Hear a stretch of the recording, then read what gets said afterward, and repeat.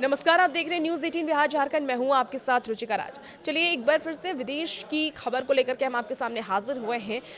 बात हम Iran Israel युद्ध की करते हैं, जहां ईरान इजराइल और यूएस के बीच जंग के बाद अब हालात नॉर्मल हो गए हैं, लेकिन ईरान को ठगे होने का एहसास हो रहा है, क्योंकि ईरान अमेरिका से लगातार न्यूक्लियर टॉक कर रहा था और इसी बीच इजराइल और अमेरिका ने उसकी न्यूक्लियर साइट को निशाना बना दिया। अब अमेरिका ये चाहता है कि वो बातचीत दोबारा शुरू हो जाए, लेकिन ईरान सीधे तौर पर इसके लिए तैयार नजर नहीं आ रहा है। ईरान उप विदेश मंत्री ने ये कहा है, ईरान के उप विदेश मंत्री ने, कि अमेरिका ने ईरान को बातचीत के लिए संदेश भेजे हैं, लेकिन ईरान को यह भरोसा नहीं है कि अमेरिका फिर से बातचीत का गलत फायदा नहीं उठाएगा।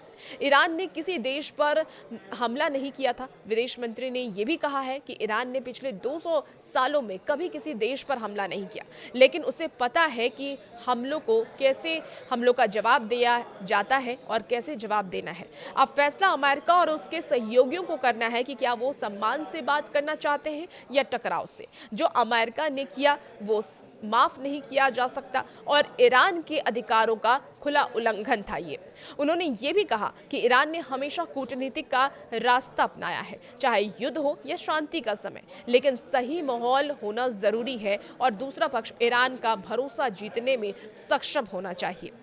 आखिर क्या है ये पूरा मामला जिसे लेकर के लगातार विवाद हो रहे हैं, आइए वो भी जान लेते हैं। दरअसल आपको बताएं कि 13 जून को इजराइल ने ईरान की न्यूक्लियर साइट्स पर हमला किया और इसके साथ ही मिलिट्री अधिकारियों और साइंटिस्ट को भी निशाना बनाया गया। इसी के बाद से जंग शुरू हुई और 12 दिनों के बाद सीज फायर हुआ। हालांकि सीज फायर से कुछ ही दिन पहले अमेरिका भी इजराइल के साथ आ खड़ा हुआ और ईरान की 3 न्यूक्लियर साइट को निशाना बनाया। इसके बाद 23 जून को ईरानी सेना ने कतर में एक अमेरिकी एयरबेस पर मिसाइल हमला भी किया। इजराइल का यह भी कहना है कि उसका मकसद ईरान के परमाणु कार्यक्रम को खत्म करना था, क्योंकि उन्हें यह शक था कि ईरान परमाणु बम बना रहा है। लेकिन ईरान ने इस आरोप को सिरे से खारिज किया और अमेरिकी खुफिया एजेंसियों और संयुक्त राष्ट्र की परमाणु निगरानी संगठन ने भी इस बात की पुष्टि की है। ईरान की गतिविधियों में किसी तरह की गड़बड़ी नहीं मिली है।